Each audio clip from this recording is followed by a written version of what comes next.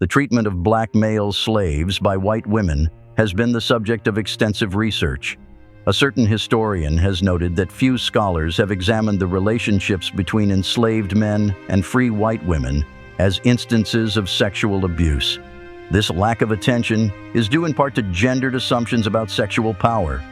Traditional feminist perspectives have often portrayed rape as a tool of patriarchal oppression, while also perpetuating the idea that women are too emotionally and physically weak to commit serious crimes or sexual abuse, and suggesting that men cannot be victims of rape. However, it is increasingly evident that women, too, are capable of committing heinous sexual offenses and using sex as a means of domination and control. You are welcome to this video. Don't forget to hit the like button right in front of you. Share with friends to spread our black narrative, and then subscribe to stay with the family. As light-skinned enslaved women who are the product of mixed-race coupling, we're particularly vulnerable to sexual predation. So were light-skinned male slaves finding themselves a great deal the particular target of such sexual exploitation. Apparently, they may have attracted their enslavers more, who in most cases were swooned by the mere sight of them and would exert racial supremacist authority over exercising them as their sex property. As Thomas Buckley found in his analysis of divorce in antebellum Virginia, roughly 9% of Virginia's divorce petitions from 1786 to 1851 were for interracial adultery, with 23 of those petitions coming from white men who complained about their wives' relationships with black men. Peter Nielsen, traveling in Virginia in the 1820s, recorded that he had learned about a planter's daughter having fallen in love with one of her father's slaves. She had actually seduced him. In her 1861 autobiography, Harriet Jacobs told the chilling story of a male slave named Luke, who was kept chained at his bedridden master's bedside so that he would be constantly available to tend to his physical needs, which included sexual favors. In veiled language so as not to offend the sensibilities of 19th century polite society, Jacobs reported that most days Luke was only allowed to wear a shirt so that he could be easily flogged if he committed an infraction such as resisting his master's sexual advances. In a 2011 Journal of the History of Sexuality article, the scholar Thomas Foster contended that enslaved black men regularly sexually exploited by both white men and white women, which took a variety of forms, including outright physical penetrative assault, forced reproduction, sexual coercion and manipulation, and psychic abuse. In one example provided by Foster, a man named Louis Bourne filed for divorce in 1824 due to his wife's longtime sexual liaison and continued pursuit of a male slave named Edmund from their community. Foster contended that such pursuits could enable white women to enact radical fantasies of domination over white men, while at the same time subjecting the black enslaved male to her control.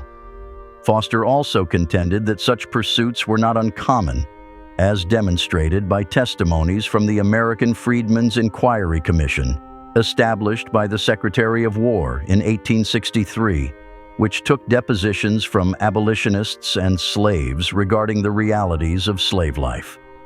Such depositions included stories of sexual liaisons between enslaved men and their mistresses.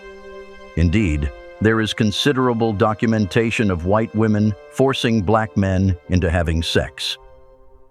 Captain Richard J. Hinton, an abolitionist commander in the Civil War, stated, "I have never found a bright-looking colored man whose confidence is I have won, who has not told me of instances where he has been compelled, either by his mistress or by white women of the same class, to have connection with them." One former slave told Hinton that his mistress ordered him to sleep with her after her died. Foster further concurs with scholars who argue that rape can serve as a metaphor for both enslaved women and men, as the vulnerability of all enslaved black persons to nearly every conceivable violation produced a collective rape subjectivity. Most Americans know that George Washington owned enslaved people at his Mount Vernon home, but fewer probably know that it was his wife Martha who dramatically increased the enslaved slave population there. When they wed in 1759, George may have owned around 18 people. Martha, one of the richest women in Virginia, owned 84.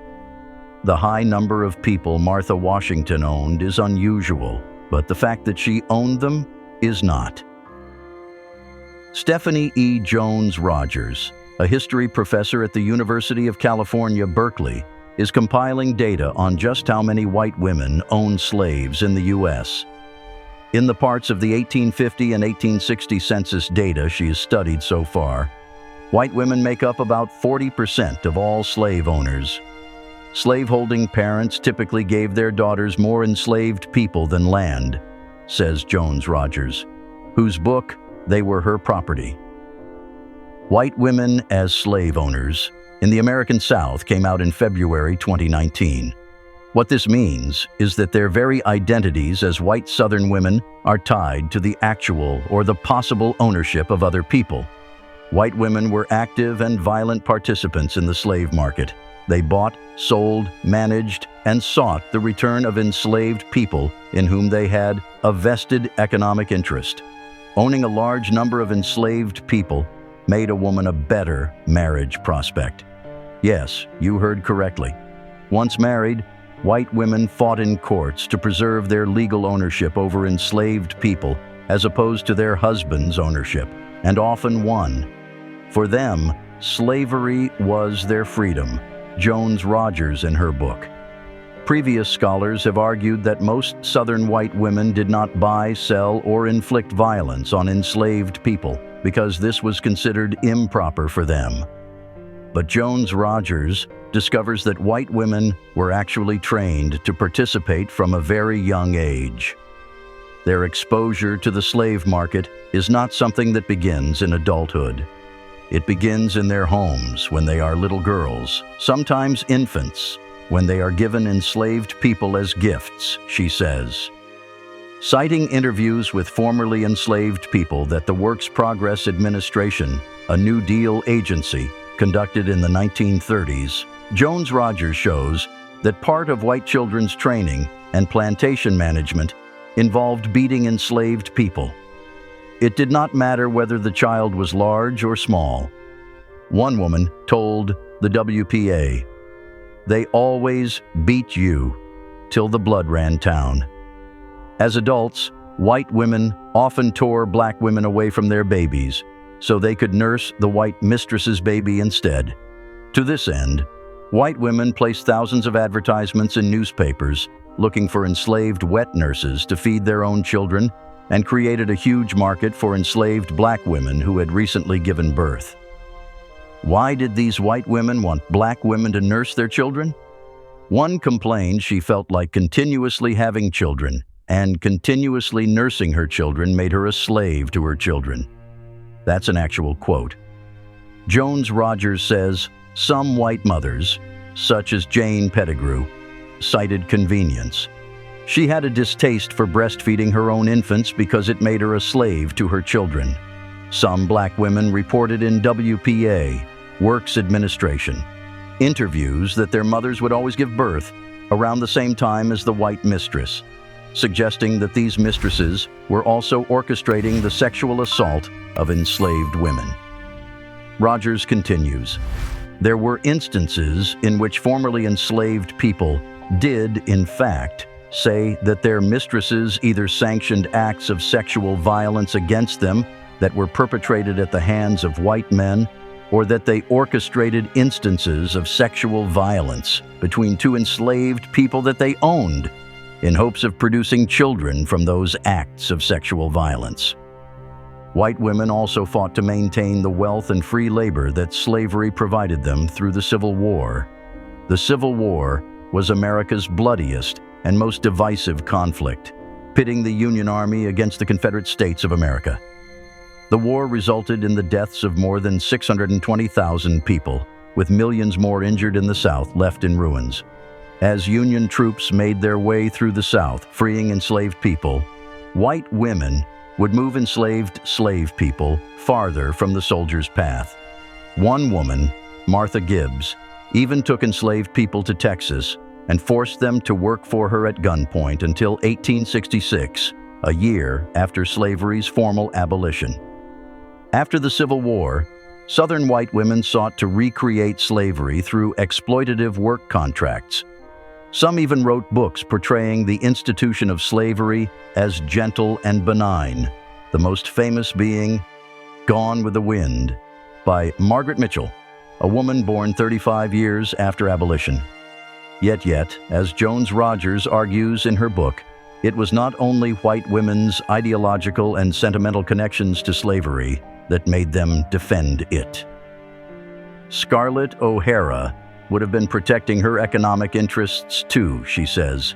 Scarlett O'Hara is a fictional character and the protagonist of the novel Gone with the Wind, written by Margaret Mitchell. The novel was published in 1936 and was set during the American Civil War and Reconstruction era.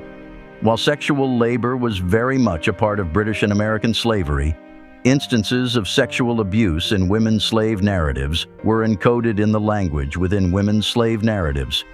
When Harriet Jacobs wrote, "O virtuous reader, you never knew what it means to be a slave," in her incidents in the life of a slave girl, calling to her audience even as she challenged their position of privilege to describe the prevalence of sexual abuse within the institution of slavery, Jacobs not only broke convention pushing the boundaries of the slave narrative genre, but also shattered the silences surrounding instances of sexual abuse and slavery. Silenced Narratives and Resistance sheds light on how the stories of black male slaves who suffered abuse at the hands of white women were systematically suppressed and hidden from mainstream historical accounts. This suppression was driven by the desire to maintain a carefully constructed image of white femininity and the broader narrative of slavery that focused predominantly on white male slaveholders and their actions. For this reason, the voices of enslaved individuals, especially black male slaves, were often disregarded or dismissed in historical documentation. Slave narratives and accounts that depicted white women as perpetrators of abuse were seen as a threat to the prevailing social order. Publishing such narratives could challenge the prevailing perception of white womanhood and undermine the image of the virtuous and refined Southern lady. Enslaved individuals face severe consequences for speaking out or revealing the harsh realities of their lives under slavery. To protect themselves and their loved ones, many slaves hesitated to openly disclose the abuse they endured, especially if it involved white women.